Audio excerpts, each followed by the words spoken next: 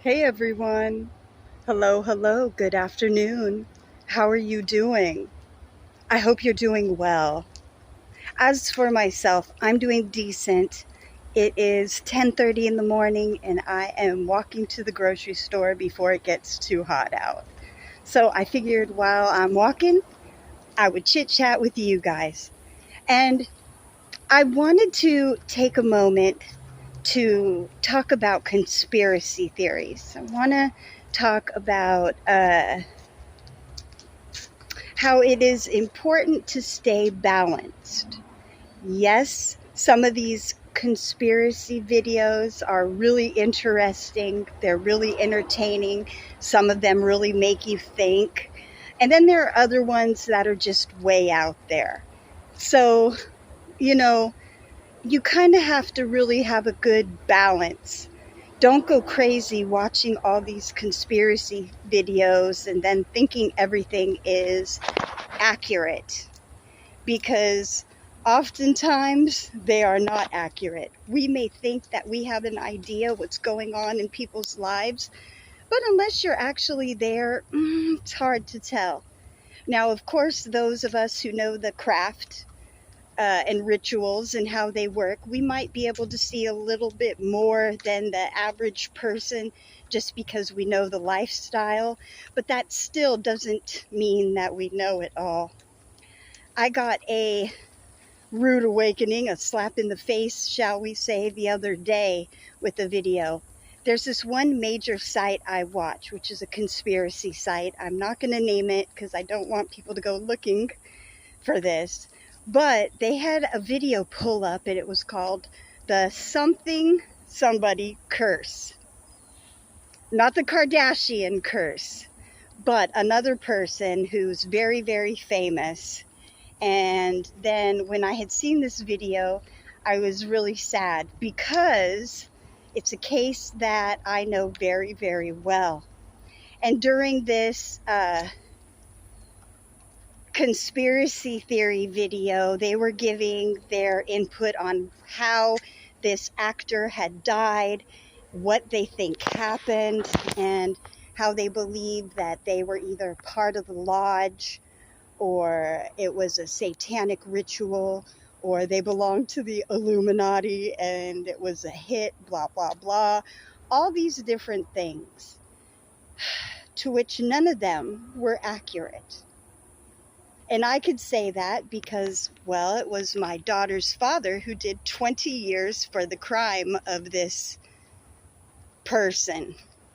So, unfortunately, it was a very high profile case because this actor is or was very, very famous. And it's just really sad to me that he died because it was a senseless death, although I don't believe this man was totally innocent in all his dealings. The way that the world is portraying it is that this actor was an innocent actor who had no drama and nothing to do with nothing and just got shot and murdered. When that's not necessarily the case either, because damn, if I say that, it'll give away who the actor is. Fuck. Just be careful. My point really is just be careful with conspiracy theory videos. Don't go too far out there and assume you know what happens when you don't. Yeah, maybe a little bit of it might be true, but don't be so quick to judge people because you just really don't know. I find it with this case very difficult because my daughter's father did 20 years for a really terrible crime, and then my daughter occasionally gets some hate mail because of it. Because so it's frustrating. Like she doesn't have enough going on with cancer and everything else. Oh, on top of the fucking cancer, so Jasmine told me the other day that she'd been sick. She told me like a week ago she'd been sick. I figured it was the chemo. No, it wasn't the chemo. She somehow caught yellow fever. How the hell she caught yellow fever? Well, she caught it from of a bug bite, a fucking mosquito. That's how you get yellow fever.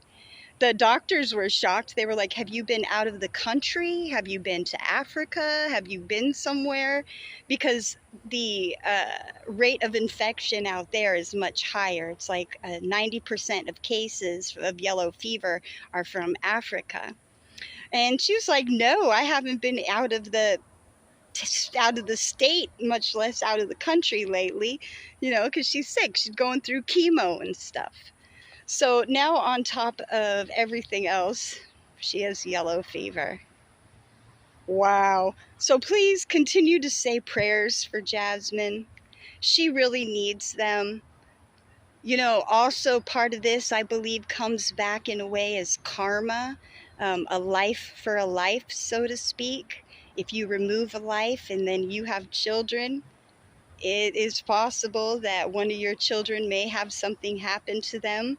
It could be natural, yeah, natural, like cancer, which is not natural at all, hence the quotes, but whatever. Or it could be a direct thing. Do I think it's coincidental that my daughter's father went to prison for a high-profile case and that this person no longer has their life? And then the year my daughter's father gets out of prison, my daughter comes down with cancer? No, I don't find it coincidental at all. As a matter of fact, before he got out of prison, I begged him to please stay in longer. As crazy as it sounds, I said, please stay in longer, because as soon as you get out of prison, I know something's going to happen to Jasmine. It's just the way it goes. Karma goes, the craft goes, life for a life. On the good side, though, he was an accomplice to this senseless killing, but he didn't pull the trigger, so he didn't get life. The other man got life, the one who pulled the trigger. So Brandon was there, my daughter's father. He took part to an extent, but he didn't pull the trigger. So luckily he didn't kill anyone, hence how he ended up after 20 years going free. So with our daughter, my prayer is that, again, he didn't kill anybody. So my prayer is that she has a quick recovery and she's just fine. But my point with the conspiracy videos is be careful. Not everything is as it appears. Sometimes you think you know stuff and you don't. Yeah, that's it. That's it. All right, everyone. That's all I have to say for now. I don't even know if I'm going to post this video. We'll see. All right. Take care. Peace.